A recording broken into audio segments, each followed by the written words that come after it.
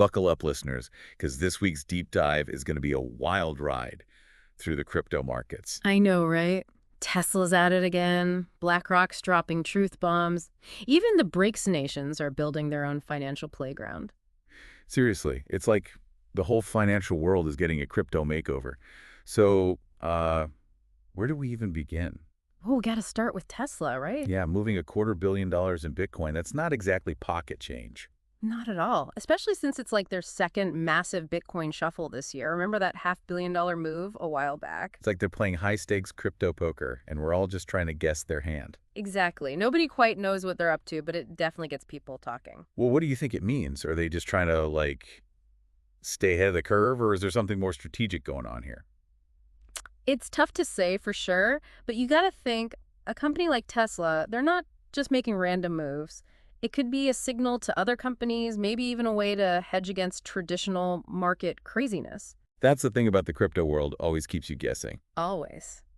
Speaking of keeping us guessing, you see what BlackRock's CEO said this week? Oh yeah, that was interesting. Basically came out and said that Bitcoin dances to its own tune, the White House, the Fed, none of that really matters. Right. And when the CEO of BlackRock, a titan of traditional finance, says something like that, people listen. That's a pretty big deal. The Bitcoin just got invited to the big leagues. Exactly.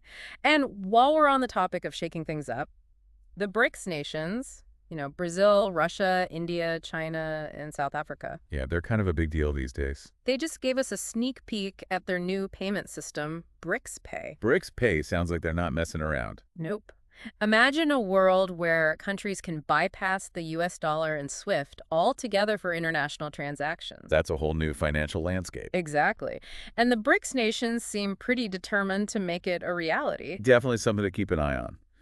But while the BRICS nations are building their own thing, Tether's not exactly slowing down. Oh, yeah, Tether. They just hit a pretty mind-blowing milestone, $120 billion in circulation. That's a lot of digital dollars floating around out there. What do you think that tells us about the demand for stablecoins? I think it shows that people are looking for ways to use digital currencies for, like, everyday stuff. Stablecoins offer a way to test the crypto waters without the wild ride of Bitcoin's volatility. It's like the training wheels of crypto. Something like that. And speaking of making it easy to get into crypto, Venmo's jumping on the bandwagon too. Oh yeah, Venmo's making moves. What is it now? Like 60 million users in the US can buy crypto directly through their app? Yep, 60 million. Imagine you're splitting a dinner bill, and with a couple of taps, you can grab some Bitcoin with the spare change. That's crazy. Talk about making crypto accessible. Right. Yeah. And while we're talking about global finance, you see the European Central Bank just slash interest rates again. Yep, another 0.25% down the drain. And anybody who's been watching the crypto space knows what that usually means. When those interest rates go down, people start looking for other places to park their money. Exactly, hoping for a better return. And historically, crypto's been a pretty attractive option. It's like a financial game of chess. One move affects the whole board. And speaking of chess, Bank of America's out here saying that gold is the ultimate safe haven these days. Really? Yeah, especially with all the worries about U.S. debt and those shaky treasuries. But you'd think they'd at least give Bitcoin a nod in that conversation, right? You'd think so, wouldn't you? Especially since a lot of crypto folks see Bitcoin as a kind of digital gold. Right. It's definitely a debate that's not going away anytime soon.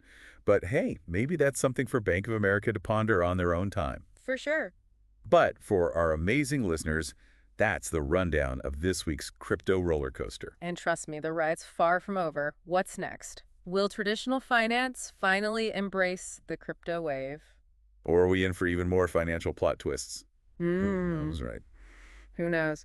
But that's what makes it so exciting. So if you found any of this even remotely interesting, I urge you to dive in and do some more digging. Until next time, this has been The Deep Dive. See you next time.